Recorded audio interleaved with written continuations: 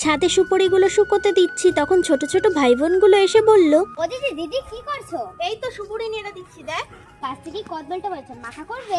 হ্যাঁ করবো। দে তাহলে চলো আজকে তোমাদেরকে কদবেল মাখা করেই দেখানো যাক। ছোট ছোট ভাই বোনগুলো যখন কদবেল মাখা খাওয়ার আবদার করলো, তখন তো ওদেরকে কদবেল মাখা করে আমায় খাওয়াতেই হবে। আর কদবেলটা যেহেতু একেবারে গাছ পাকা, এর তো স্বাদই অন্যরকম। এর আগেও আমি অনেক কদবেল খেয়েছি, কিন্তু সেগুলো সিদ্ধ করে মেখেছি। আর গাছ পাকা কদবেলটার কিন্তু কালারটা বেশ সুন্দর। দেখো, তোমাদের সাথে গল্প করতে করতে তো বলাই হলো না যে আজকের কদবেল মাখায় আমি কি কি দিচ্ছি। তাই দেখো, প্রথমে পরিমাণ মতো লবণ, চিনি আর কাঁচা লঙ্কা দিয়ে দিচ্ছি। আর কদবেল মাখায় দ্বিগুণ স্বাদ বাড়ানোর জন্য কিছুটা ধনেপাতা আর 1 চামচ সরিষার তেল দিচ্ছি। আরে মাখা জোখা মানেই তো লেবু পাতা, তাই দেখো সবশেষে কিন্তু আমি লেবু পাতা দিয়ে আবার মেখে নিচ্ছি। আর এবার ওদের টেস্ট করতে দিচ্ছি। এনে তোরা সবাই খেয়ে বল তো এখন কেমন হয়েছে মাখাটা?